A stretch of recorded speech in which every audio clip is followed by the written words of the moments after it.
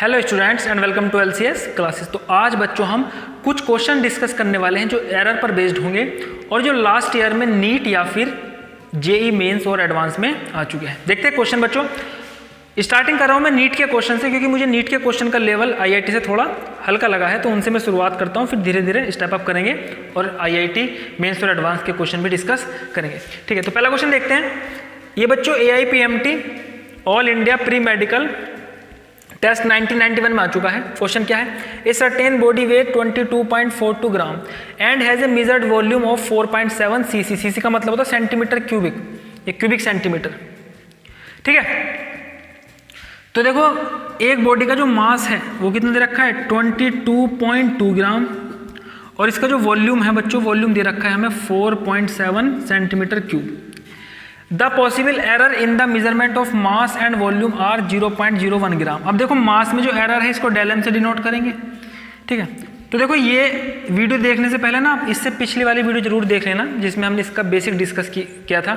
अगर वो नहीं देखोगे तो ये वीडियो आज की आपको कुछ समझ में नहीं आने वाली। ठीक है, इसका कोई फायदा नहीं होगा।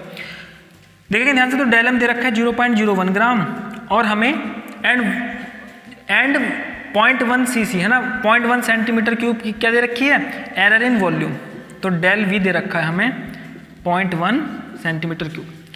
Then maximum error in the density. ठीक है, तो देखो डेंसिटी का फॉर्मूला क्या होता है बच्चों, मास अपॉन वॉल्यूम। और हमने जब दो क्वांटिटी आपस में डिवाइड होती हैं या मल्टीप्लाई होती हैं उनके लिए फॉर्मूला डिस्कस कर रखा है। इसमें रिलेटिव एरर का फॉर्मूला बनता है, relative error in density equal to है ना, जो मल्टीप्लाई डिवाइड के लिए सेम फॉर्मूला है, तो ये क्या है del M upon M plus del V upon V. तो relative error in density equal to relative error in mass plus relative error in volume, ये फॉर्मूला बन जाएगा। अब देखो आंसर में परसेंटेज एरर में कैलकुलेट करना है तो इन सबको परसेंट में कर लो। ठीक है, चलिए परसेंट में बदल लेते हैं इसको, तो ये हो जाएगा इंटू 100 से मल्टीप्लाई कर देंगे रिलेटिव एरर की इंटू 100। अच्छा, इनकी वैल्यू यहाँ भी मैं पुट कर दूंगा अभी, plus del V upon V into 100 और ये आंसर किस में आ जाएगा परसेंट में आ जाएगा। ये क्या आ जाएगी हमारे पास परसेंटेज एरर इन डेंसिटी। ये क्या होगी परसेंटेज एरर इन डेंसिटी। ठीक है, तो देखो del M upon M, del M कितना है error in mass that is 0, ये कितना हो गया हमारे पास 0.01 ग्राम अपॉन एम, मास कितना है 22.2। ठीक है, और उसके बाद डेल वी अपॉन वी यहाँ पे पुट करना है, del V upon V, del V कितना है 0.1 और वी कितना है 4.7। ठीक है, तो 100 से इनकी मल्टीप्लाई कर देंगे तो हमें क्या मिल जाएगी percentage error in density. Density में परसेंटेज एरर मिल जाएगी 100 से मल्टीप्लाई करने पर 1/22.2 प्लस 100 से मल्टीप्लाई अगर मैं इसको करूँ तो ये आ जाएगा बच्चों 10/4.7। अब देखो वैसे अगर आप इसको कैलकुलेट करने जाए तो डिवाइड करने में काफ़ी समय लगता है, तो हम कई बार आंसर ना निकाल कर ऑप्शन देख लेते हैं और देख लेते हैं लगभग कौन सा ऑप्शन मिलने वाला है। तो देखो ये 22% है, देखो यहाँ आंसर हमारे पास लगभग कितना आएगा आप देख सकते हो, यहाँ पर डिनोमिनेटर बहुत ज़्यादा है। ठीक है, तो 0.0 समथिंग वैल्यू आने वाली है ना, 0.0 फिर 22 4 बार कम से कम जाएगा, तो 0.04 समथिंग इस तरीके से वैल्यू आने वाली है। ठीक है, तो ये क्वांटिटी जो आने वाली है 1 से बहुत छोटी आने वाली, और ये 4 2 जा 8 5 2 जा 10 होते हैं, तो 4.7 2 पॉइंट समथिंग आने वाली है, 2 पॉइंट समथिंग, ये 0.0 समथिंग आने वाली है। ठीक, तो देखो हमारे पास ऑप्शन क्या है 22%, ये तो बहुत ज़्यादा है, ये आंसर 22 नहीं बन सकता, 0.2 भी नहीं बन सकता। ठीक है, 2 से अधिक तो ये यहीं पे हो गया और 0.02 भी नहीं, तो यहाँ से मैं पता चल गया देखो ये समथिंग 2 पॉइंट समथिंग आंसर बनेगा, तो अप्रोक्सीमेशन में मैं लिख सकता हूँ इसको 2%। ठीक है, तो ये लगभग कितनी आ जाएगी 2%, तो बी हमारा सही ऑप्शन हो जाएगा। आप इसको कैलकुलेट करोगे तब भी लगभग 2 पॉइंट समथिंग आने वाली है। आई बात समझ में? तो कई बार आप ऑप्शन से भी आंसर निकाल सकते हो, कम समय में हो जाएगा क्वेश्चन। आगे देखते हैं परसेंटेज एरर का क्वेश्चन नंबर 2 देखते हैं। ये 1995 में आ चुका है AIPMT में। The percentage error in the measurement of mass and speed. ठीक है, तो देखो यहाँ पर परसेंटेज एरर दी है, मास में परसेंटेज एरर दी है तो डेल एम अपॉन एम, ये तो होता है परसेंटेज एरर इंटू 100%। मास में कितनी दी है 2% दी है, और स्पीड में हमें दी है वेलोसिटी में del V upon V into 100%, कितनी दे रखी है 3%। तो percentage error in mass equal to 2%, percentage error in velocity ये वेलोसिटी हो गया ना, वी से डिनोट करते हैं वेलोसिटी को। वेलोसिटी में कितनी 3%। The error in the kinetic energy obtained by the measuring. अब हमें परसेंटेज एरर किसकी निकालनी है, काइनेटिक एनर्जी। तो देखो काइनेटिक एनर्जी का जो फॉर्मूला होता है वो होता है बच्चों हाफ mv स्क्वायर। अगर कोई m मास का ऑब्जेक्ट है वो v वेलोसिटी से ट्रैवल कर रहा है तो उसकी काइनेटिक एनर्जी कितनी हो जाएगी, हाफ mv स्क्वायर। ये आगे हम डिस्कस करने वाले हैं आने वाले चैप्टर्स में, ठीक है, जिसमें हम फोर्स से रिलेटेड स्टडी करेंगे। अब देखो मुझे इसमें परसेंटेज एरर निकालनी है तो ठीक है, रिलेटिव एरर की फॉर्म में फॉर्मूला बना सकते हैं। तो del E upon E equal to, ये तो कांस्टेंट है, कांस्टेंट हट जाएगा यहाँ से, m का कितना हो जाएगा, del m upon m, power आगे आ जाती है 2 डेल v अपॉन v। ठीक है, तो इस तरीके से काफ़ी क्वेश्चन हम पहले कर चुके हैं, फॉर्मूले बना चुके हैं, मल्टीप्लाई डिवाइड और पावर वाले, उन्हीं का मैंने यहाँ पर यूज़ किया है और रिलेटिव एरर की फॉर्म में फॉर्मूला आ गया। मुझे परसेंटेज एरर कैलकुलेट करनी है तो हम क्या करेंगे, 100 से मल्टीप्लाई कर देंगे इंटू 100%। परसेंटेज, ये क्या हो गया, percentage error in energy equal to del m upon m into 100%। Percentage error in mass plus 2 del v upon v into 100%। Percentage error in volume. जब आप इसको कैलकुलेट करोगे, देखो परसेंटेज एरर इन मास कितना दे रखा है 2%, तो ये 2 हो जाएगा ना, परसेंट को लास्ट में लिख लेंगे, प्लस ये 2 यहाँ से आ गया del v upon v into 100। Percentage error in volume कितना है 3%, ये 3 हो गया, परसेंट को लास्ट में लिखेंगे। ठीक है, तो ये आ जाएगा 2 प्लस 3 2 जा 6 और 6 और 2 कितना हो जाएगा, ये 8%। तो आंसर आ गया हमारा 8%। ठीक है, बहुत सिंपल क्वेश्चन है, जल्दी इनको नोट करिए, आगे बढ़ते हैं।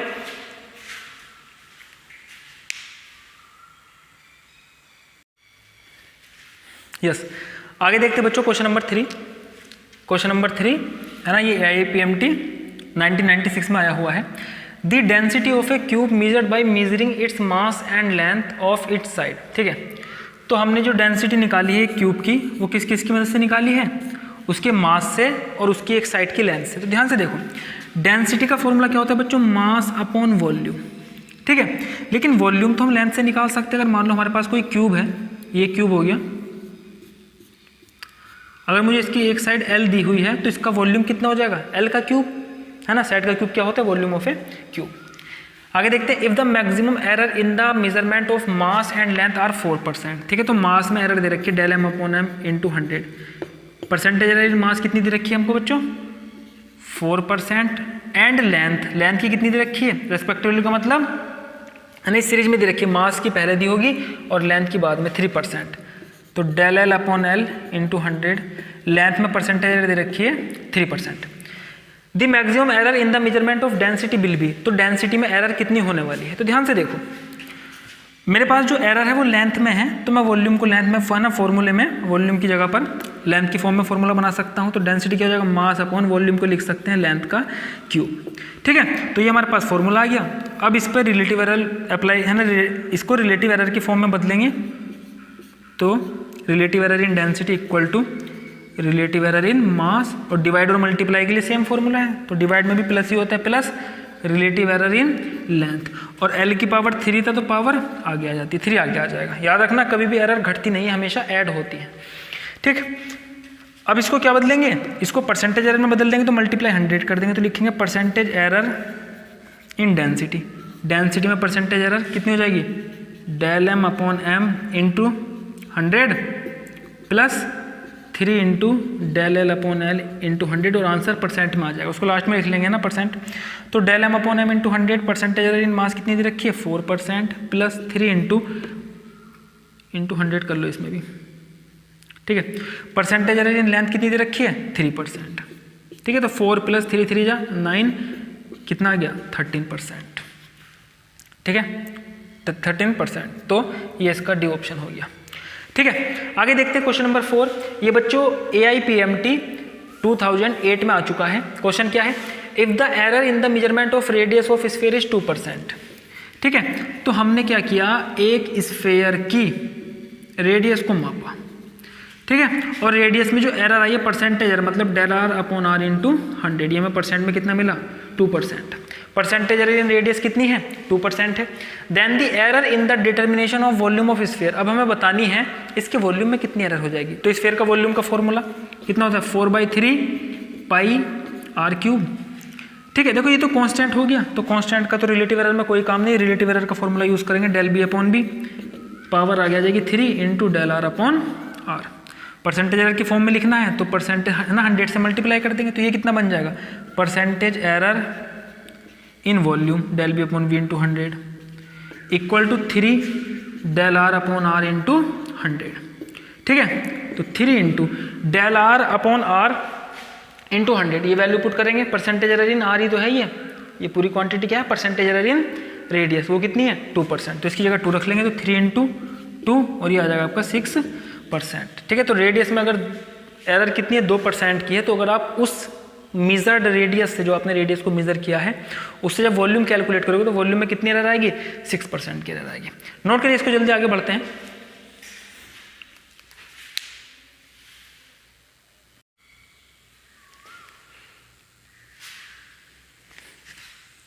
यस, देखते बच्चों क्वेश्चन नंबर 5। तो क्वेश्चन नंबर 5 ये नीट 2013 का क्वेश्चन है।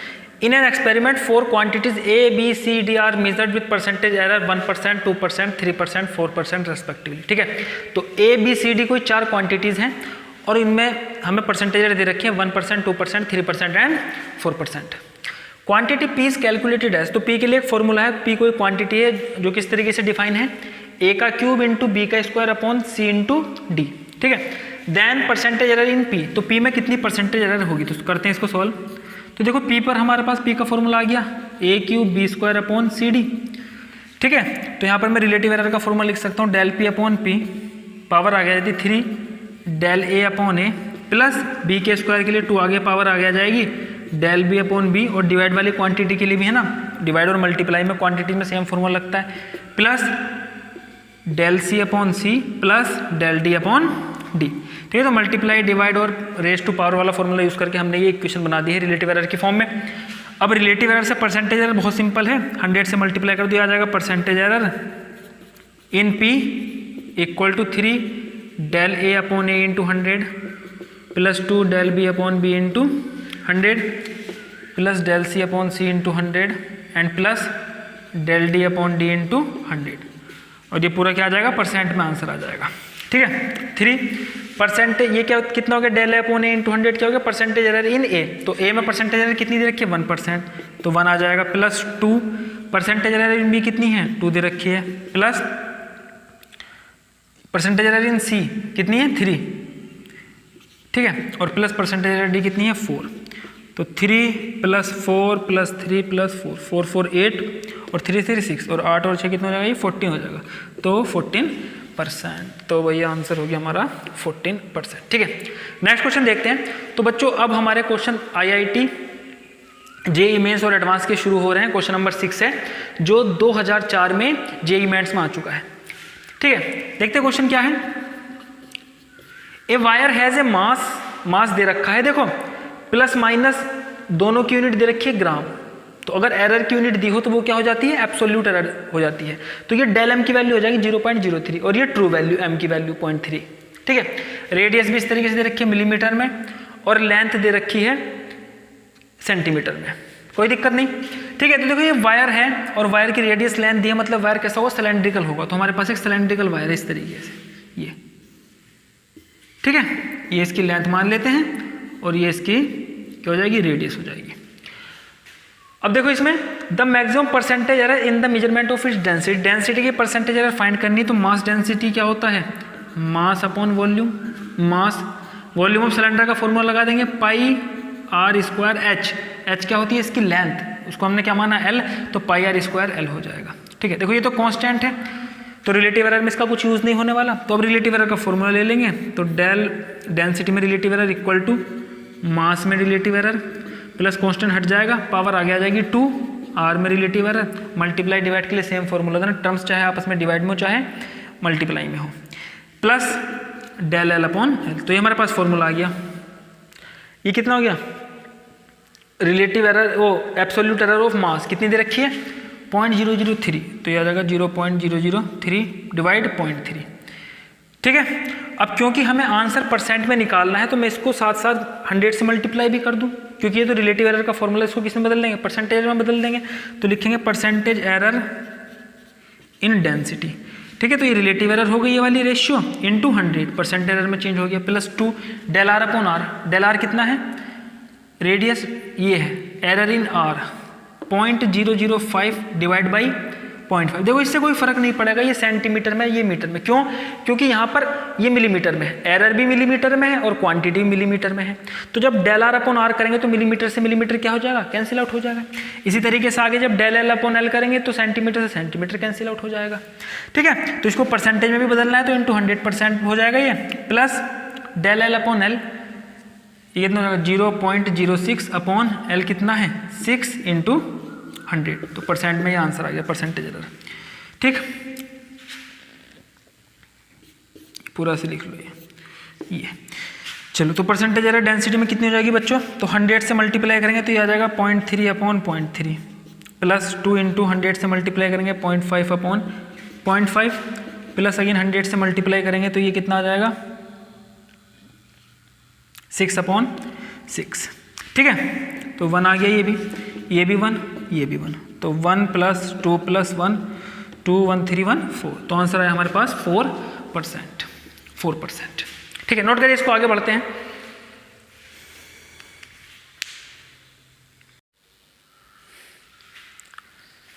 यस, देखते बच्चों नेक्स्ट क्वेश्चन जो 2010 में आ चुका है जेईई मेंस में। तो बच्चों अब हमारे सिंपल पेंडुलम वाले क्वेश्चन शुरू होने वाले हैं। सिंपल पेंडुलम से रिलेटेड एरर के क्वेश्चन बहुत अधिक आते हैं, ये बहुत इंपॉर्टेंट टॉपिक है। और सिंपल पेंडुलम हम अपनी 11th क्लास में ही पढ़ने वाले हैं, लेकिन वो सेकंड लास्ट चैप्टर में पढ़ेंगे कहीं जाके, है ना, सेकंड बुक में, सेकंड लास्ट चैप्टर में।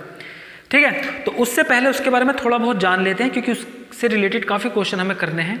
ठीक, चलिए देखते हैं ध्यान से। बच्चों सिंपल पेंडुलम एक सिंपल, अगर आपके ने किसी पॉइंट से एक मास लटका रखा है तो ये आपका बच्चों सिंपल पेंडुलम बन जाता है। सिंपल पेंडुलम में आपको दो बातें ध्यान रखनी पड़ेंगी, एक तो इसकी लेंथ, ठीक है, ये इसकी लेंथ कितनी है, ठीक है, और इसका मास भी आप याद रख सकते हैं मास कितना है। लेकिन जो हमारे रिलेटेड क्वेश्चन आने वाले हैं टाइम पीरियड से, वो मास पे डिपेंड ही नहीं करते। मतलब सिंपल पेंडुलम का जो टाइम पीरियड सिर्फ और सिर्फ किस पे डिपेंड करता है? लेंथ पे डिपेंड करता है। आई बात समझ में? चलिए तो मास को मैं यहाँ से हटा देता हूँ, उसका मैं यूज़ नहीं करना है। तो हमारे पास अगर कोई ऑब्जेक्ट टंगा हुआ है किसी पॉइंट से पाइवोटेड, और अगर हम उसको ऑसिलेशन करा रहे हैं, मतलब मैंने इसको इस पॉइंट पर ले जाकर यहाँ पर छोड़ दिया, तो ये क्या करेगा? ऐसे जाएगा, यहाँ तक पहुँचेगा, ये ऑसिलेशन करना शुरू कर देगा इस तरीके से। ठीक है, अब देखो ऑसिलेशन क्या होता है? दोलन, है ना, ये ऑसिलेशन कहलाते हैं।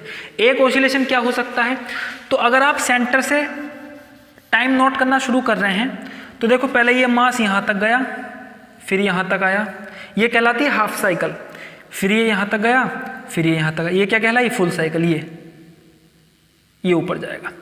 ठीक है, तो अगर हम सेंटर से नोट कर रहे हैं तो ये यहाँ से ये कहलाती है एक पूरा ऑसिलेशन। कितना ऑसिलेशन हो गया? ये एक ऑसिलेशन।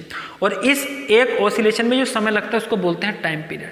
याद रखना, चाहे आप पेंडुलम को यहाँ से छोड़ दें चाहे यहाँ से छोड़ दें, उसका जो एक ऑसिलेशन का समय है वो कभी भी चेंज नहीं होता। जब ऑसिलेशन छोटे होते हैं तो समय कम, स्पीड इसकी कम हो जाती है, समय उतना ही लगता है। जब ऑसिलेशन बड़े होते हैं तो स्पीड इसकी बढ़ जाती है, समय उतना ही लगता है। ठीक है, दूसरी बात, ऑसिलेशन को अगर आप यहाँ से नोट कर रहे हैं तो ध्यान से देखेंगे। अगर मान लो मैं यहाँ से टाइम पीरियड गिनना शुरू करता हूँ तो ये गया इस तरीके से, हाफ साइकिल, ये पूरी साइकिल। आई बात समझ में? तो ये ऑसिलेशन यहाँ तक ऐसे कंप्लीट हो जाएगा। अगर यहाँ से ऑसिलेशन नोट करेंगे तो ये एक ऑसिलेशन कहलाता है, जहाँ पर साइकिल कंप्लीट होती है, और बीच से ये एक ऑसिलेशन कहलाता है। ठीक है, तो कहीं से भी आप टाइम को नोट करना शुरू कर देते हैं। अगर ये घूम के उसी पॉइंट तक एक कंप्लीट साइकिल कर रहा है तो वो एक ऑसिलेशन का टाइम पीरियड कहलाएगा, उसके, है ना, उस दौरान जो समय होने वाला है। अब देखो जो टाइम पीरियड का हमारे पास फॉर्मूला है, ठीक है, तो हमारे पास जो सिंपल पेंडुलम के जो टाइम पीरियड का फॉर्मूला है वो कितना होता है? T equal to, time period का फॉर्मूला होता है बच्चों 2 पाई अंडर रूट इसकी length L upon G acceleration due to gravity. यानी इसको हम ड्राइव करेंगे सेकंड लास्ट चैप्टर में फिजिक्स में 11th क्लास में ही, जब हम सेकंड बुक पढ़ेंगे। ठीक, तो देखो यहाँ पर जो मैक्सिमम क्वेश्चन बनते हैं, यहाँ पर देखो 3 क्वांटिटी है, ये तो कांस्टेंट हो गया, L G acceleration due to gravity T। तो कई बार हम ये लेंथ हमें दी होती है, टाइम पीरियड देते हैं, G की वैल्यू पूछ लेते हैं, तो G में हम फॉर्मूला बना सकते हैं, दोनों तरफ स्क्वायर कर दो, on squaring both side, T square equal to 2 pi का स्क्वायर क्या हो जाएगा? 4 pi square L upon G, और यहाँ से G की वैल्यू मैं निकालूँ तो G क्या हो जाएगा? 4 pi square L upon T square, है ना। तो इन तीनों में से कोई भी 2 क्वांटिटी दी होंगी तो तीसरी क्वांटिटी बच्चों हम कैलकुलेट कर सकते हैं। क्लियर है यहाँ तक? अब देखो, इसमें एक बहुत इंपॉर्टेंट बात है जो आपको सीखनी पड़ेगी। कई बार क्वेश्चन में जो हमें समय दिया होता है वो एक ऑसिलेशन का नहीं दिया होता। मतलब ये जो हमारा फॉर्मूला में कैपिटल टी है, कैपिटल टी होता है टाइम पीरियड, एक ऑसिलेशन में कितना समय लग रहा है। लेकिन कई बार हमें क्वेश्चन में एक ऑसिलेशन का समय नहीं दिया होता। सपोज करिए हमें 10 ऑसिलेशन का समय दे दिया, 20 ऑसिलेशन का समय दे दिया, और एरर भी 20 ऑसिलेशन में ही देंगे, एक में थोड़ी देंगे। जब टाइम आपको 20 ऑसिलेशन दिया जाएगा तो एरर भी जनरली क्या देते हैं, 20 ऑसिलेशन की दे देते हैं। तो एक ऑसिलेशन में कितनी एरर होगी, तो ये कुछ बातें आपको समझनी पड़ेगी। देखो, अब जितने भी मैं न्यूमेरिकल करने वाला हूँ, जब एक ऑसिलेशन का समय मैं लिखूंगा टाइम पीरियड, उसको कैपिटल टी से डिनोट करूंगा। और मान लेते हैं अगर हमें क्वेश्चन में एन ऑसिलेशन का टाइम दिया है तो फॉर एन ऑसिलेशन है ना, एन की वैल्यू 20 हो सकती है, 30, जितने भी ऑसिलेशन दे रखी हो, एन ऑसिलेशन के लिए मैं स्मॉल टी का यूज करूंगा।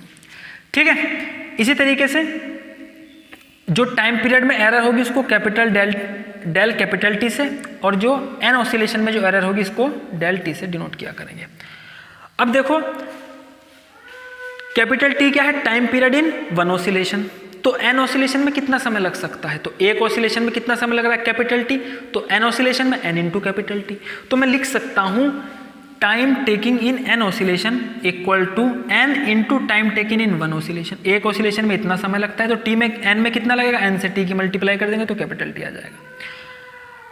अभी देखो मेरे पास एक फॉर्मूला आ गया स्मॉल टी और कैपिटल टी, मतलब time period of one oscillation, time period of N oscillation.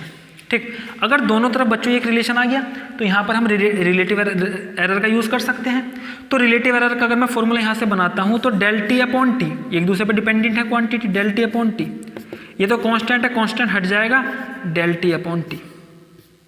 ठीक है, del T error in capital T upon absolute, है ना, error in absolute error in capital T upon true value. इसी तरीके से absolute error in small T upon true value small T. तो एक ये फॉर्मूला बहुत इंपॉर्टेंट है। मतलब अगर आपको एन ऑसिलेशन का टाइम पीरियड दिया है, उसी में एरर दी है, तो वो क्या दिया होगा आपको, एरर दी होगी डेल टी और टाइम पीरियड भी स्मॉल टी दिया होगा।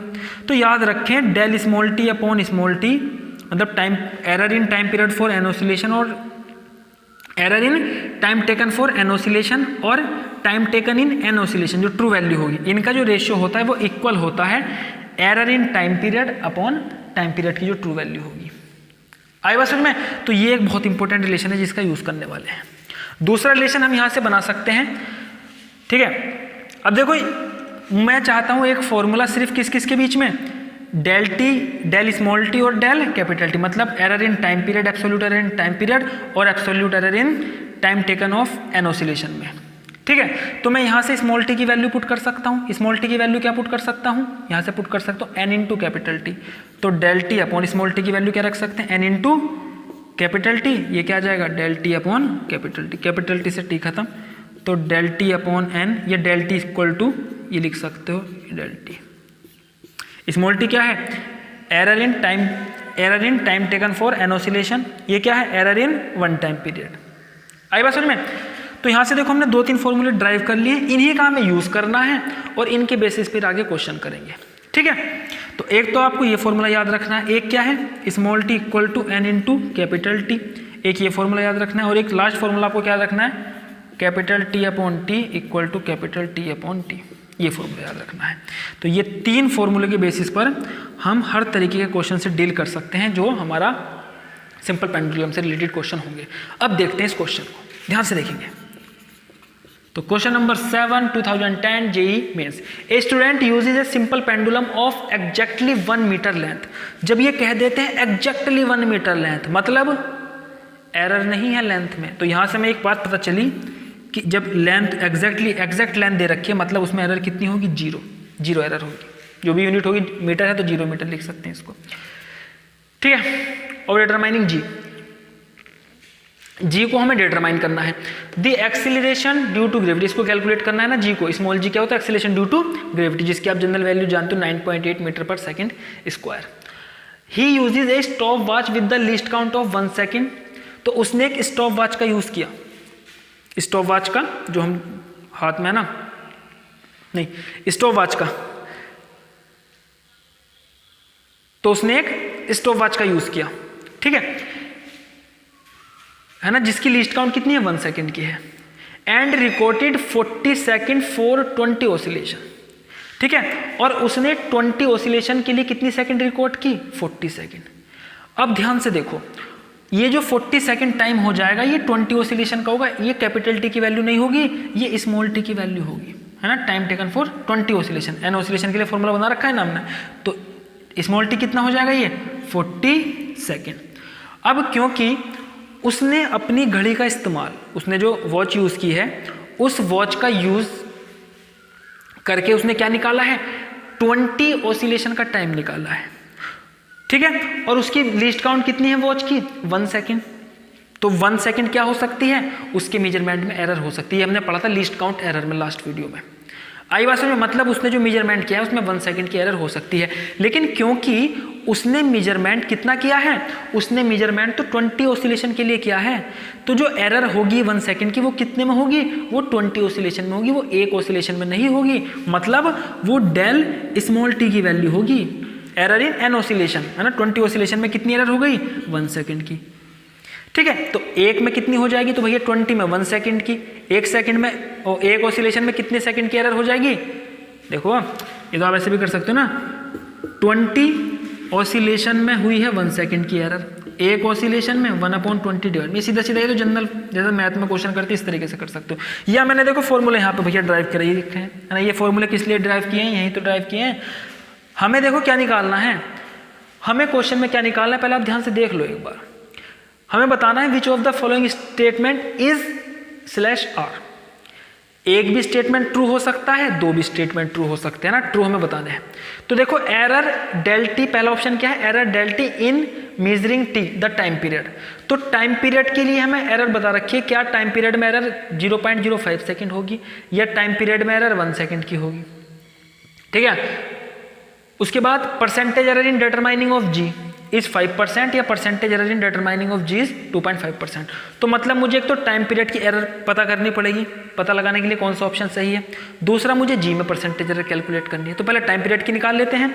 तो देखो ये एरर क्या दी है? 1 सेकेंड। 1 सेकेंड तो 20 ऑसिलेशन की एरर है, हमें क्या निकालनी है? Time period. देखो मैंने आपको फॉर्मूला बना रखा है, ये एरर डेल टी मतलब error in N oscillation equal to N number of oscillation, यहाँ पर एन की वैल्यू कितनी है? 20, एरर इन टाइम पीरियड। ठीक है, तो ध्यान से देखो डेल टी की वैल्यू क्या होगी? 1 सेकेंड, 1 और 20 डिवाइड में 1/20 second equal to del T, error in time period आ गई। ठीक है, तो टाइम पीरियड में जो एरर आ गई कितनी? 1/20। ठीक है, तो पॉइंट लगाओगे 10 हो जाएगा। ठीक है, 1 0 लगा लोगे 100 हो जाएगा और 20 पंजे तो 0.05। तो देखो 0.05 क्या है हमारे पास? 0.05 तो हमारे पास ये क्या है बच्चों?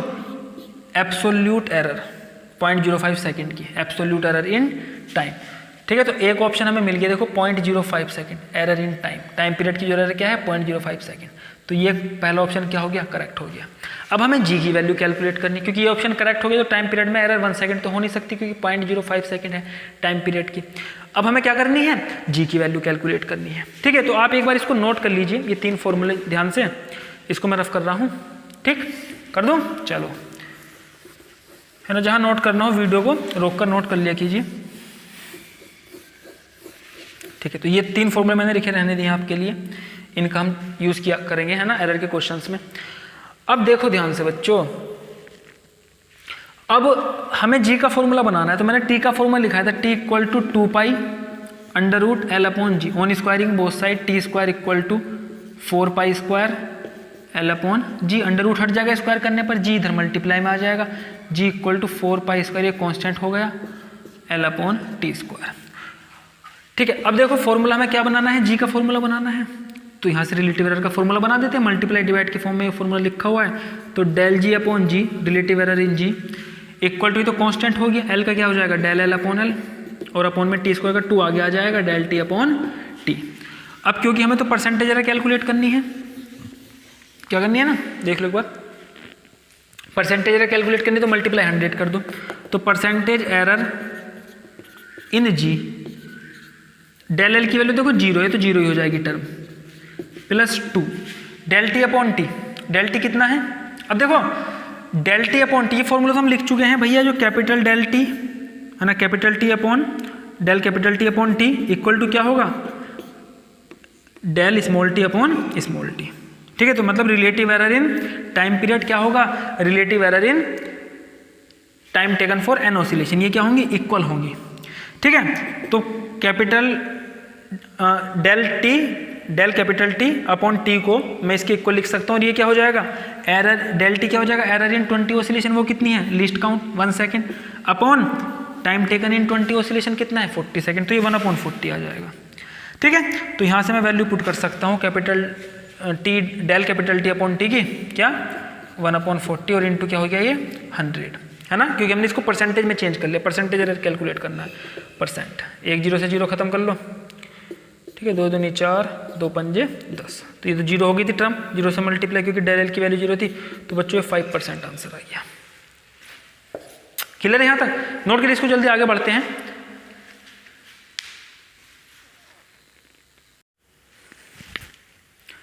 यस, देखते बच्चों क्वेश्चन नंबर नेक्स्ट, आगे क्वेश्चन नंबर 8 जो 2015 जेईई मेंस में आ चुका है। ठीक है, तो अभी मैंने पहले सिंपल पेंडुलम के क्वेश्चन लिखे हैं, पहले सिंपल पेंडुलम के करते हैं। The period of oscillation of a simple pendulum is T equal to, time period दे रखा है 2π/L/G, measured value of L is 20 centimetre, known to 1 millimetre accuracy. ठीक है, and time period for 100 oscillation of a pendulum is find to be 90 second using a wrist watch of 1 second resolution, the accuracy in determination of G। तो देखो हमें G में percentage error calculate करनी है, तो यहाँ से G के लिए फॉर्मूला बनाएंगे, तो T का स्क्वायर कर लेंगे, कितना हो जाएगा 4π² L/G, तो G कितना हो जाएगा बच्चों 4π² L/T²। ठीक है, अगर मैं फॉर्मूला लिखूँ तो del G/G equal to constant तो हट जाएगा, ये कितना बचेगा del L/L plus 2 del time period upon T, और अगर 100 से मल्टीप्लाई कर दो तो परसेंटेज एरर इंटू 100, ये क्या आ गया percentage error in G, percentage error in L। ठीक है, एक मिनट इसको सही से लिख लो, into 100 percentage error in L plus 2 del T/T into 100 percentage error in time period. अब देखो क्वेश्चन में जो इन्फॉर्मेशन गिवन है उसको लिखते हैं। अभी देखो हमें जो मेजर्ड वैल्यू ऑफ L दे रखी है और उसकी एरर दे रखी है, 1 मिलीमीटर एक्यूरेसी का मतलब 1 मिलीमीटर की उसमें ऊपर नीचे एरर हो सकती है, तो डेल L/L। अब देखो इनकी यूनिट सेम रखनी है, क्योंकि यूनिट को आपस में काटेंगे हम, है ना, ये डायमेंशनलेस क्वांटिटी आने वाली, तो यूनिट आपस में कट जाएंगी। तो देखो ये मैंने L को रखा है 20 सेंटीमीटर, तो इसको भी क्या बना लो, डेल L को भी सेंटीमीटर में बना लो, तो मिलीमीटर को जब सेंटीमीटर में बनाओगे तो 10 से डिवाइड करना पड़ेगा 0.1, अब ये सेंटीमीटर ये भी सेंटीमीटर, यूनिट आपस में कट जाएंगे। इसी तरीके से अगर मैं टाइम की बात करूँ तो डेल T/T ये हमने पहले पढ़ रखा है, error in time period upon time period equal to error for, ये क्या हो जाएगा error in time taken for N oscillation upon time taken for N oscillation, ये इक्वल होती है, ये फॉर्मूला हमने पहले ड्राइव कर लिया था। तो डेल T/T क्या हो जाएगा, del small T upon small T. ठीक है, तो देखते हैं एरर एन ऑसिलेशन में एरर कितनी आई है 1 सेकेंड की, एक्यूरेसी 1 सेकेंड है, अपॉन और एन ऑसिलेशन का जो टाइम है वो कितना है ना 100 ऑसिलेशन, एन की वैल्यू क्या है पे 100 है, तो 100 ऑसिलेशन का जो टाइम दे रखा है वो कितना है वो 90 सेकेंड। तो डेल T/T क्या हो जाएगा 1/90, यही टाइम पीरियड का रिलेटिव एरर हो जाएगा 1/90। ठीक है, तो रिक्वायर्ड वैल्यूज पुट करेंगे, डेल L/L कितना आया 0.1/20 इंटू 100 प्लस 2 1/90 इंटू 100, 90 है ना, हाँ ठीक है भैया। चलो आगे देखो 100 से मल्टीप्लाई करेंगे तो ये आ जाएगा 10/20, और ये कितना हो जाएगा आपका 1 0 से 1 0 खत्म, 20/9 हो जाएगा, 1 0 से 0 खत्म। ठीक है, तो 2 से इसको काट डिवाइड करोगे तो आ जाएगा 0.5 प्लस 9 2 जा 18 पॉइंट लगाएंगे। ठीक है, कितना बचा ये 20 बचा, अगेन 9 2 जा 18 फिर से 20, तो ये समथिंग 2.22 और लगभग ये 2.72, तो लगभग ये 2.72 आ गई परसेंटेज है 2.72। तो 2.72 देखो किसके करीब है, लगभग ये 3% के लगभग आंसर हो गया ना, जिसके नज़दीक है, तो 3 के नज़दीक है तो 3% लगभग आंसर ही हो गया। आगे देखते हैं बच्चों क्वेश्चन नंबर 9, तो ये 2019 जेईई मेंस में आ चुका है। देखते क्वेश्चन क्या है, in a simple pendulum experiment for determining acceleration due to gravity the time taken for 20 oscillation. ठीक है, तो डाटा को मैं भी लिखता हूँ चलता हूँ। Time taken for 20 oscillation is measured by using A watch of 1 second least count. ठीक है, तो 20 सेकेंड में जो एरर आएगी वो 1 सेकेंड की होगी, और 20 सेकेंड में जो टाइम लगा है वो कितना, 20 ऑसिलेशन में टाइम लगा है वो कितना है 30 सेकेंड का। तो यहाँ से मुझे मिल गया del small T upon T 1/30, और ये क्या हो जाएगा, यही हो जाएगा relative error in time period. ठीक है, ये फॉर्मूला हम बना चुके हैं पहले। The length of pendulum is measured by using a metre scale of least count 1 millimetre, है ना, एंड वैल्यू ऑब्टेन, ठीक है, लेंथ की जो वैल्यू है वो की 55 सेंटीमीटर। तो डेल एल अपॉन एल भी मिल गया। एल कितना है 55 सेंटीमीटर, तो इसकी एरर को भी किस में रखेंगे, सेंटीमीटर में रखेंगे। तो 1 मिलीमीटर को जब सेंटीमीटर में बदलेंगे तो 0.1 आ जाएगा ना, सेंटीमीटर से सेंटीमीटर कैंसिल आउट हो जाएगा। अब देखो percentage error in determination of G is close to, तो परसेंटेज एरर निकालनी है जी में। जी का फॉर्मूला तो आप पहले ही बना चुके हो परसेंटेज एरर का, तो यही नोट कर लो। ठीक है, फिर से उधर ड्राइव कर सकते हो, तो इसको मैं नोट कर लेता हूँ मैं। तो ये हो गया बच्चों del G upon G into 100, ये परसेंटेज एरर इन जी आ गया, equal to del L upon L into 100 plus 2 del T upon T into 100। तो डेल एल अपॉन एल कितना हो जाए 0.1 अपॉन एल, एल की वैल्यू कितनी 55 into 100 plus 2 del T upon T 1/30, 1/30 into 100। ठीक है, 1 0 से 0 खत्म कर देंगे यहाँ पे। तो ये देखो मल्टीप्लाई करोगे तो कितना बचेगा बच्चों, ये 10 आ जाएगा, 10/55 प्लस 20/3। ठीक है ना, 5 से काट लो, 5 दूनी 10, 5 11 बार। अब इसे डिवाइड कर लो तो ये आ जाएगा 0 पॉइंट लगेगा, 20 हो जाएगा, 11 कन 11, 90 बचा, 11 8 88, हाँ लगभग इतना ही लिख लो, 0.18 के लगभग अप्रोक्सीमेशन है ना। तो हम देख लेंगे किससे आंसर मैच करता हुआ मिलेगा, उसको टिक कर देंगे। प्लस 3 छंग 18, 2 20, अगेन 3 छंग 18, 6 6 चलता रहेगा, ये 6 7 कर सकते हो लगभग लगभग। तो देखो ये कितना हो जाएगा आपका लगभग, जब आप इसको ऐड करोगे तो बच्चों ये आ जाएगा 6 पॉइंट, है ना, इसको ऐड कर लो एक बार, है ना, 8 6 4 हासिल लगा 1 6 और 1 7 1 8, 6.84 लगभग। तो अप्रोक्सीमेशन में देख लो किससे, हाँ इससे रिजल्ट देखो मैच कर रहा है 6.8% से, तो लगभग 6.8% ये आंसर हो जाएगा। आए बस में नोट करिए, आगे बढ़ते हैं।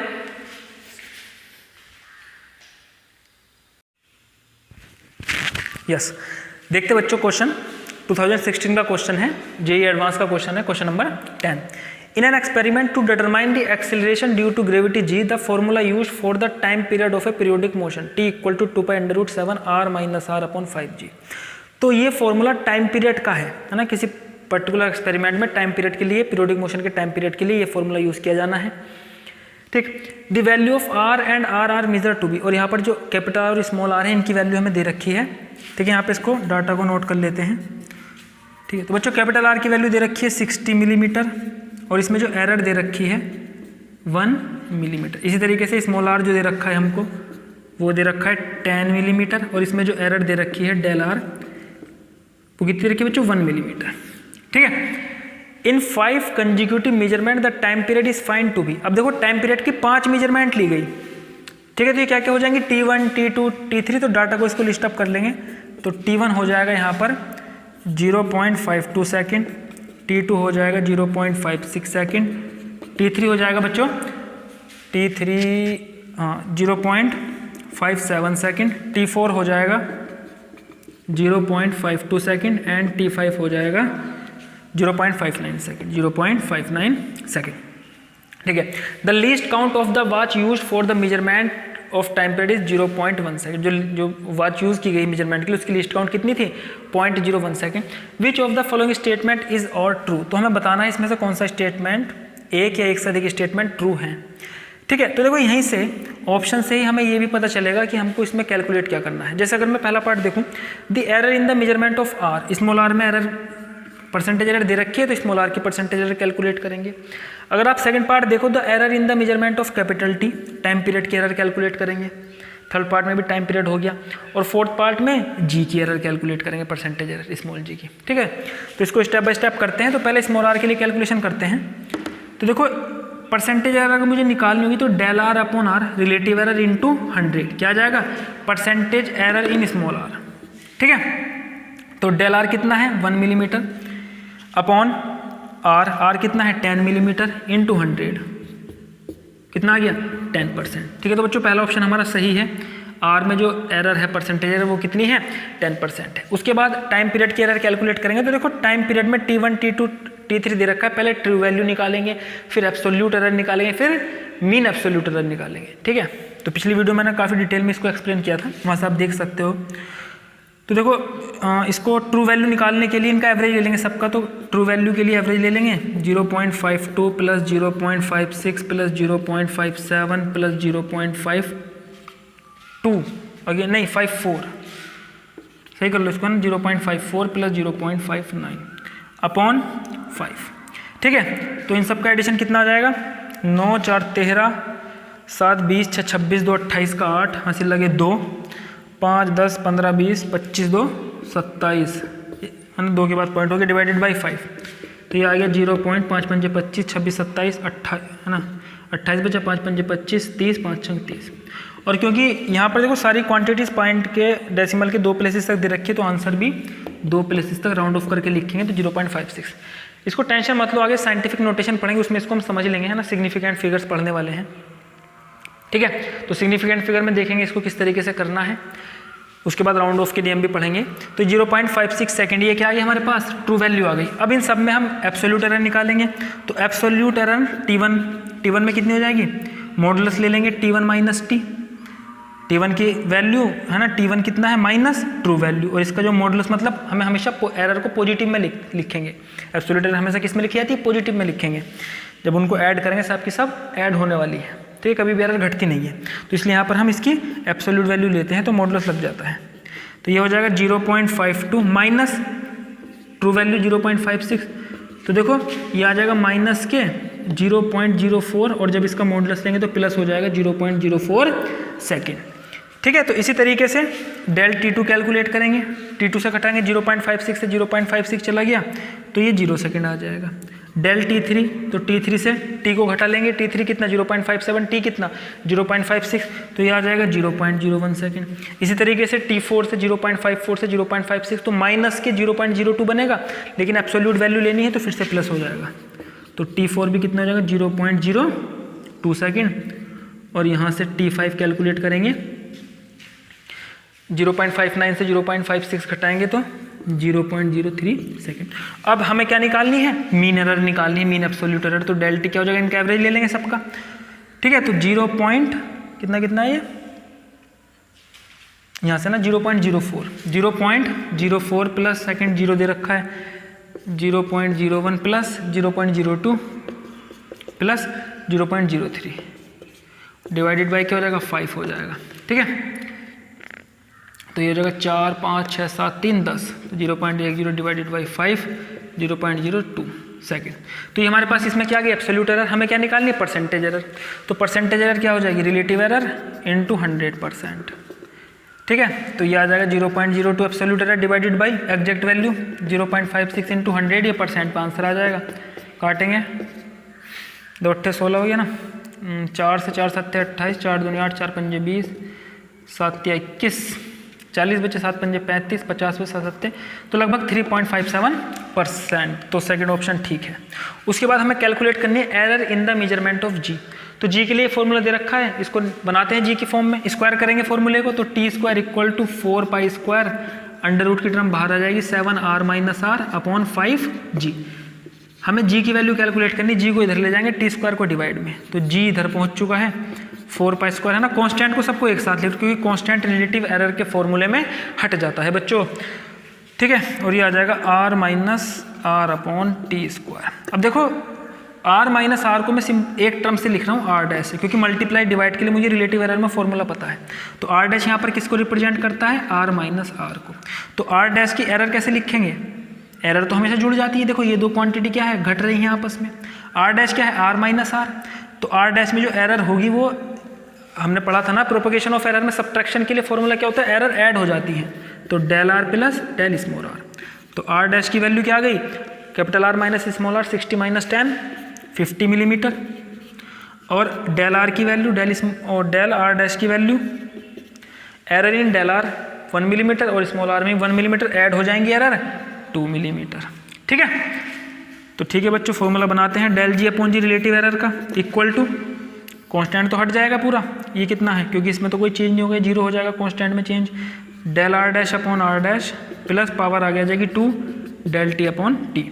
अब देखो इसको परसेंटेज एरर में ही लिख लो सीधा, 2 del T upon T. Percentage error में क्या करेंगे, मल्टीप्लाई 100 से कर देंगे तो आंसर परसेंट में आ जाएगा, मल्टीप्लाई 100% और ये भी मल्टीप्लाई 100 है ना, पूरा लास्ट में इसको इस तरीके से परसेंट में कर लो।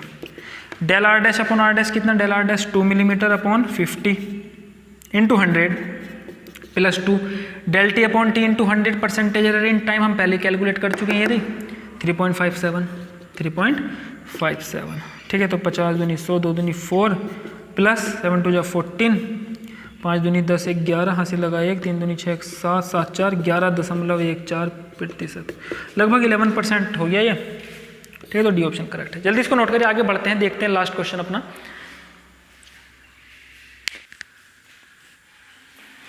यस, देखते बच्चों नेक्स्ट क्वेश्चन नंबर 11। तो ये 2017 का एडवांस का क्वेश्चन है, जेईई एडवांस का। देखते क्वेश्चन क्या है, a person measure the depth of the well by measuring the time interval between dropping a stone and receiving the sound of impact with the bottom of the well. ठीक है, तो ध्यान से देखो, एक बंदे ने क्या किया, ये मान लो एक कुआं है, ठीक, और ये यहाँ तक ये इसमें पानी भरा हुआ है, तो उसने ये वाटर की हाइट को कैलकुलेट करने के लिए, है ना, इसकी डेप्थ, इसकी गहराई को कैलकुलेट करने, डेप्थ को एल मान लेते हैं, तो इस एल डेप्थ को कैलकुलेट करने के लिए उसने क्या किया, मान लो यहाँ पर ये बंदा खड़ा है, ठीक है, तो देखो इसने क्या किया, इसने यहाँ से एक पत्थर गिराया, पत्थर नीचे गिरा जाकर, ठीक है, पानी में लगा, और पानी में लगने के बाद बच्चों यहाँ से, है ना, साउंड आया, और जब ये साउंड इसके कानों तक पहुंचा तो इसने यहाँ पर कुछ कैलकुलेशन की लेंथ को कैलकुलेट करने के लिए, और यहाँ पर पानी की लेंथ को निकाल दिया। ठीक है, तो इस लेंथ को इसने मेजर किया है पत्थर को गिरकर। आगे देखते हैं, the error in his measurement of time is 0.01 second. इसने यहाँ पे जो टोटल टाइम मेजर किया है, कौन सा टाइम, पहले जब इसने पत्थर को गिरा होगा, पत्थर नीचे गिरा होगा, फिर यहाँ से साउंड ऊपर इसके कानों तक पहुंचा होगा, तो ये जो पूरा इसका टाइम का मेजरमेंट है, इसमें टोटल टाइम में जो एरर है वो कितनी है, 0.01 सेकेंड की है। And he measure the depth of the well, और जो इसने गहराई को नापा है, इसकी लेंथ को ये नापा है, डेप्थ को, वो कितनी है, 20 मीटर है। और जी कांस्टेंट है बच्चों, जी में कोई एरर नहीं है, जी क्या है, यहाँ पर हमें कांस्टेंट दे रखा है। ठीक है, जी की वैल्यू ये कांस्टेंट हमें यूज़ करनी है, डेल जी 0 हो जाएगा। एंड वेलोसिटी ऑफ साउंड, और साउंड की वेलोसिटी भी कांस्टेंट है, 300 मीटर पर सेकेंड अप्रोक्स, है ना, ये हमें वैल्यू पुट करनी है कैलकुलेशन में। The fractional error in the measurement of L, तो हमें del L upon L calculate करना है, ये हमें कैलकुलेशन करनी है। ठीक है, अब देखो अगर मैं टोटल टाइम को मेजर करूं तो बच्चों टोटल टाइम क्या होगा, टोटल टाइम को मैं लिख सकता हूं T1 प्लस T2। ठीक है, T1 क्या हो जाएगा, time in which the stone reached in water. ठीक है, तो T1 क्या हो जाएगा बच्चों, T1 वह टाइम हो जाएगा जितने समय में पत्थर पानी तक पहुंचा। ठीक है, और T2 क्या हो जाएगा, time taken by the sound to travel from water to ear of person. ठीक है, जब पत्थर पानी में गिरेगा तो यहाँ से साउंड उठेगा, साउंड की, है ना, साउंड चलेगा यहाँ से, और साउंड वेव इसके कान तक पहुँचेगी, उसके दौरान जो समय लगा वो कितना है, T2, और टोटल टाइम कितना है, T, है ना, इसको T से लिखेंगे, डेल तो इसमें एरर होगी। ठीक है, तो देखो अगर मैं T1 T2 की कैलकुलेशन करूँ तो मुझे ये लेंथ तो पता है, लेंथ कितनी है, L। पत्थर को यहाँ से नीचे तक पहुँचने में कितना समय लगने वाला है, कितनी डिस्टेंस ट्रेवल करेगा, L। नीचे के डायरेक्शन में एक्सेलरेशन ड्यू टू ग्रेविटी हमें दे रखा है, 10 मीटर पर सेकंड स्क्वायर का है। ठीक है, तो यहाँ पर हम न्यूटन्स की इक्वेशन ऑफ मोशन यूज़ कर सकते हैं। ये इक्वेशन आप 9th क्लास में भी पढ़ चुके हैं, 11th में भी आने वाले चैप्टर में पढ़ेंगे। ठीक है, तो मुझे क्या निकालनी है, मुझे डिस्प्लेसमेंट निकालना है। तो हमने फॉर्मूला पढ़ा है ना, क्या लिखे हैं, कैलकुलेशन फॉर T1। किसके लिए कैलकुलेशन कर रहे हैं, पहले हम T1 के लिए। तो क्या लगाएंगे, न्यूटन्स की equation, second equation, second equation of motion क्या होती है, S equal to UT plus half A T square, displacement equal to initial velocity into time plus half acceleration time का स्क्वायर। तो हमें डिस्प्लेसमेंट मिल जाता है यहाँ से, तो एस की जगह पर एल रखेंगे इक्वल टू इनिशियल वेलोसिटी, जब पत्थर को छोड़ा उसकी स्पीड कितनी थी, जीरो इनटू टाइम कितना लगा पत्थर को यहाँ से यहाँ तक डिस्टेंस ट्रेवल करने में, एल डिस्टेंस डिस्प्लेसमेंट ट्रेवल करने में t1 प्लस हाफ एक्सीलरेशन क्या है ग्रेविटी का g इंटू T1 का स्क्वायर, है ना। तो न्यूटन की इक्वेशन का यूज़ करके हमने L में और यहाँ से यहाँ तक पहुँचने में टाइम में और इनिशियल वेलोसिटी में रिलेशन लिख दिया, और g में एक्सीलरेशन ड्यू टू ग्रेविटी। ठीक है, तो हमारे पास वैल्यू आ गई L इक्वल टू 0 हो जाएगा। देखो 2 इधर मल्टीप्लाई में आ जाएगा 12 अपॉन जी, 12 अपॉन जी कितना आ जाएगा ये T1 का स्क्वायर। और यहाँ से अगर मैं बच्चों T1 कैलकुलेट करने लगा तो अंडर रूट 12 अपॉन जी। तो T1 का एक रिलेशन आ गया T1 और L में, और अगर मुझे T1 की एक्चुअल वैल्यू निकालनी है, T1 की ट्रू वैल्यू अगर मैं निकालूं तो अंडर रूट 2 इंटू एल की वैल्यू कितनी है 20 अपॉन, ठीक है, एल की वैल्यू कितनी है बच्चों 20 मीटर दे रखी है, तो 2 इंटू 20 अपॉन जी की वैल्यू कितनी है 10। तो एक 0 से 0 खत्म। तो बच्चों जब इसमें ना 2 का स्क्वायर हो जाएगा, रूट लोगे तो 2 सेकेंड आ जाएगा। तो T1 की एग्जैक्ट वैल्यू कितनी आई 2 सेकेंड आई। इसी तरीके से कैलकुलेशन T2 के लिए करेंगे। ठीक है, तो T2 के लिए इस तरफ कैलकुलेशन कर रहा हूँ 4T2। अब देखो साउंड की जो रफ्तार है वो तो कांस्टेंट है, तो सीधा सीधा फॉर्मूला, क्योंकि यहाँ तो देखो कंटिन्यूसली एक्सीलरेशन लग रहा है तो स्पीड बढ़ती जा रही, तो हमें न्यूटन की इक्वेशन की मदद लेनी पड़ी। और साउंड में तो कोई एक्सीलरेशन नहीं है, स्पीड कांस्टेंट है, साउंड की वेव है ना, कांस्टेंट स्पीड से चल रही है। तो उस केस में हम सीधा सीधा फॉर्मूला लगाएंगे speed equal to distance upon time, speed equal to distance upon time. Distance कितनी ट्रेवल की साउंड वेव ने L, स्पीड कितनी दे रखी है तो 300 दे रखी है साउंड वेव की, है ना, वेलोसिटी ऑफ साउंड लिख सकते हो यहाँ पर, अपॉन टाइम कितना हो जाएगा T2 हो जाएगा। तो T2 की वैल्यू बच्चों आ गई हमारे पास L अपॉन 300। ठीक है, और अगर मैं ये तो रिलेशन आ गया T2 की, अगर मैं एक्चुअल वैल्यू निकालूँ ट्रू वैल्यू, तो L की वैल्यू, ये ट्रू वैल्यू किसकी T1 की आई।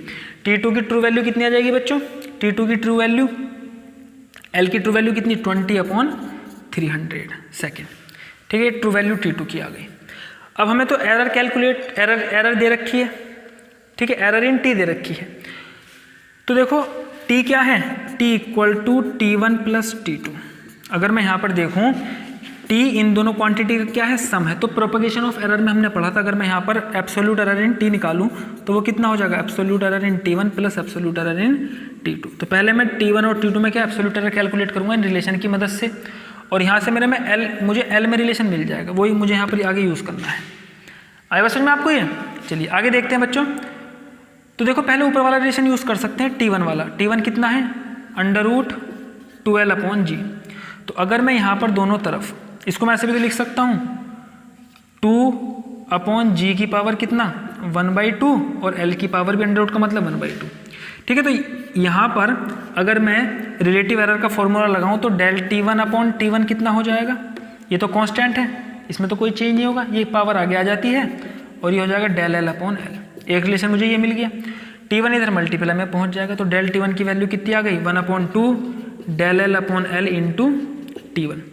अब हम क्या कैलकुलेट करेंगे बच्चों, है ना, डेल T2 कैलकुलेट करेंगे, डेल T2, तो वो T2 रिलेशन से, ये वाले रिलेशन L में जो दे रखा है। तो यहाँ से अगर मैं डेल T2 लिखूँ, ध्यान से देखो del T2 upon T2 relative error in T2 equal to relative error in L, और कांस्टेंट तो हट जाएगा यहाँ से। ठीक है, तो मेरे पास देखो ये रिलेटिव एरर L में, रिलेटिव एरर इन L और T1 में एब्सोल्यूट एरर, और रिलेटिव एरर इन L और T2 में एब्सोल्यूट एरर में फॉर्मूला आ गया। ठीक है, ये T2 भी क्या पहुंच जाएगा इधर मल्टीप्लाई में, लिख लो इसको। तो डेल T1 डेल 2 की वैल्यू यहाँ पुट करेंगे और आंसर निकालेंगे। तो डेल T कितना आ जाएगा, डेल T1 कितना है ये वैल्यू पुट कर लो 1/2 into T1 del L upon L plus del T2 कितना है ये वैल्यू पुट कर लो del L upon L into T2। तो डेल L अपॉन L बच्चों कॉमन ले लो, कितना बच गया T1/2 प्लस T2 बस, और del T required values put करो, ये हमें निकालना है फ्रैक्शनल एरर इन L, यही तो फाइंड करना था। डेल T कितना दे रखा है क्वेश्चन में 0.01 second, 0.01 second del L upon L ना।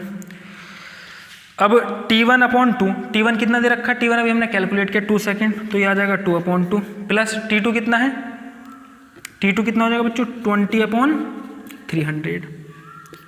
2 1 2, 1 0 से 0 खत्म कर लो, ठीक है।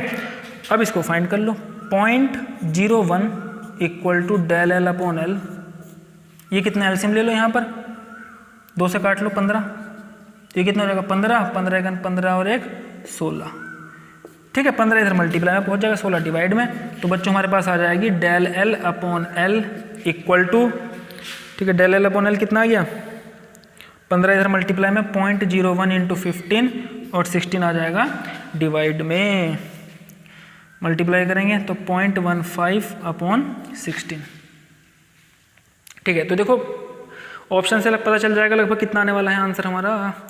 बच्चों इसमें भी ये फ्रैक्शनल एरर तो है, लेकिन ये हमें परसेंटेज की फॉर्म में दे रखी है ना, तो इसको परसेंटेज में कर लेंगे, तो ये आ जाएगा del L upon L into 100 equal to 0.15 upon 16 into 100, ठीक है। तो 15/16 लगभग आ जाएगा, और 15/16 लगभग आप देख सकते हो है ना, 0.9 समथिंग आएगा, तो इसको हम लगभग 1% ही लिख सकते हैं, लगभग 1%, ठीक है। तो बच्चों आज के लिए इतना ही, ठीक। तो मुझे उम्मीद है आपको इससे काफ़ी मदद मिली होगी, ठीक है। तो अगर आपको वीडियो अच्छी लगे तो हमारी वीडियो को लाइक कीजिए, हमारे चैनल को सब्सक्राइब कीजिए, वीडियो को शेयर कीजिए, धन्यवाद।